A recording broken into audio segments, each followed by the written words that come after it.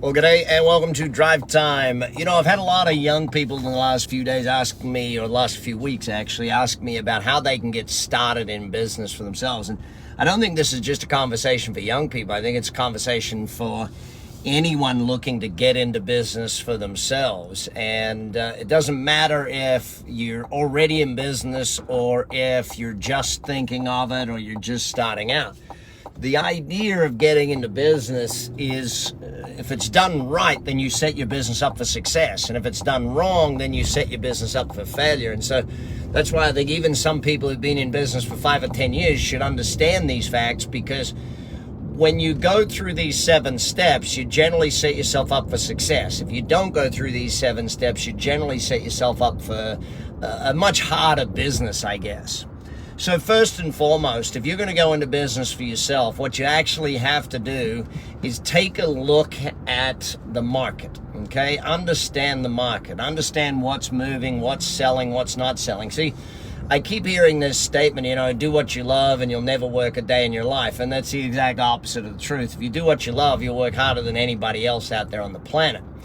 But the challenge with that thinking is that people go out there to sell what they like, rather than selling what the market likes. It's not about what you like. You might like a particular coffee, but if the market doesn't want another coffee shop, it doesn't matter how much that coffee is great or how much you love that coffee.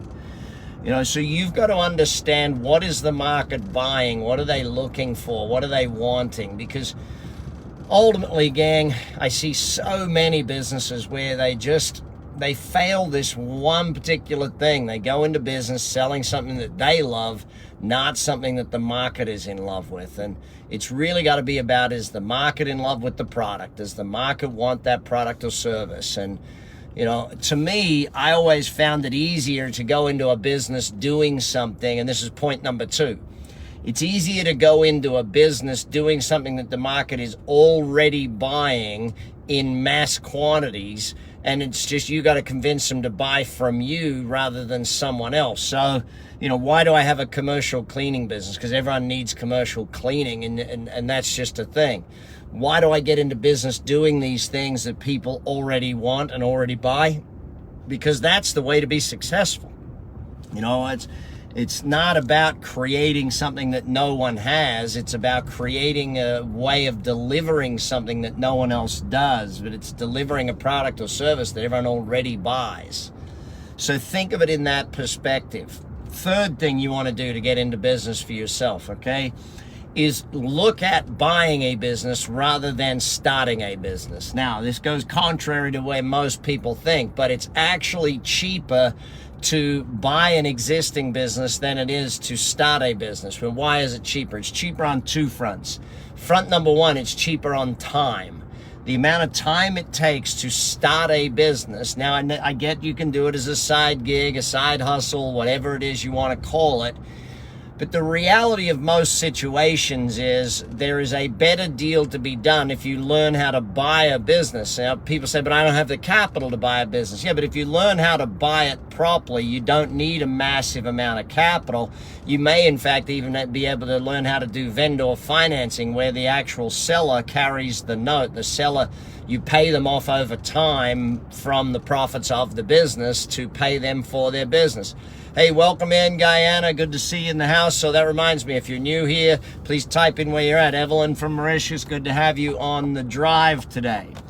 So when we're thinking about this simple reality of getting into business, if you start it up, it costs more time and it costs more money, because you got to buy all the customers, you got to do all of the things.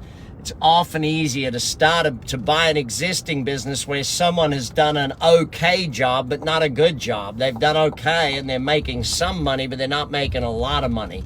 So, you know, where I've found the biggest and best deals over the years is by learning that stuff. And you'll learn that in 30X Wealth, gang. If you want to go and learn that, it's in the 30X program. I'll make sure the team puts a link up so you can get the 30X right here. Now, the 4th thing I want you to consider when you're getting into business for yourself is, what learning do you need to do? Now, if you're going into business and you've never done sales, then you better go and get a job in sales and learn sales. Have someone pay you to learn sales. If you've never done marketing, then you need to get a job in marketing and go and learn marketing. Too many people go into business for themselves without understanding how to make money. Now, yes, if you're the greatest plumber in the world, fantastic, be a great plumber, but you've still got to understand marketing and sales. If you're the greatest hairdresser, you still got to understand marketing and sales. If you don't understand marketing and sales, your business is not going to do that great. It just isn't. Marketing is the lifeblood of business. Sales is the conversion of marketing of the leads into actual dollars. And that, my friends, is where the fundamentals are. So what do you have to learn prior to going into business for yourself? And if you can just take this one fact away from this drive, then that's most important. And I see so many business people that are struggling because they've never bothered to learn sales and marketing. You know, I wrote so many books on this subject. I've taught it for many years. And yet I see business owners who are struggling because they're great at the job of their business, but they've never learned marketing and they've never learned sales. So they're not getting enough customers. They're not getting the conversion rate, not getting a high enough average sale. And thus their business is struggling. So, hey, Emily, hey, Salvatore, good to see you on the drive today. Please type in where you're at so everyone knows where we're coming from and connect that way. What am I up to? Number 6, I think, is the next one. I don't know. I've lost track of how many. I'll probably end up doing 9 things rather than the 7 that I wrote down before we got on this. So not only do you have to look at what you need to learn in order to do this, now you need to look at doing a plan, okay? And I see a lot of people go into business without doing a proper business plan. And to be blunt, that's just stupid. You would not go and build a house without getting a proper housing plans drawn up. You know, you wouldn't go and do it without the help of an architect. You wouldn't go and do it without the help of an engineer. You know, you would go and get the right professionals' advice before you build a house, okay? If you want to build a business, you need to create a plan. Now, the reason for creating the plan is different than what most people think. The reason for creating the plan is actually so you have to think through this thing. Hey, Emily, good to see you here. If you haven't thought it through enough to write a plan, then you haven't thought it through enough. Don't invest your life savings without a business plan. If you can put it down in a document, then you've thought it through enough, okay? You actually have to do that. And if you want to jump in with my Action Coach team, they all have a planning program that you can do, and it's fairly easy and fairly simple to do, and it takes a couple of weeks, and you'll go through entering all your data and build yourself a business plan. Well, that to me is just smart. Hey, good to see Ontario in the house. So let's think about this, okay? You've started learning the market. You started understanding the market. You started looking at the product or service. The next thing you got to do is look at your pricing. I want you to be the most exclusive and best. I don't want you to be the cheapest. I want you to be more expensive. I want you to be higher price. I want your marketing and sales and your differentiation to be there, because profit is the most important part of business. I don't want you being the cheapest. Being the cheapest ends up getting you the worst clientele, not loyal. They don't keep coming back. You want the more expensive clientele. You want the better clientele, those who are willing to pay more money. And if you do good marketing and you do good sales, as we already discussed, then you'll be able to get those customers and get that customer base. I see too many businesses try and compete on price. You know, live by price, you'll die by price. It's as simple as that. I cannot stress high enough to be the higher end of the price spectrum in any business you go into.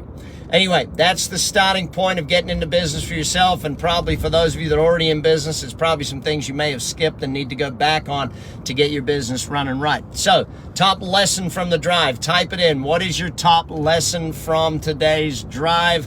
Look forward to seeing those lessons and look forward to seeing your results based on it.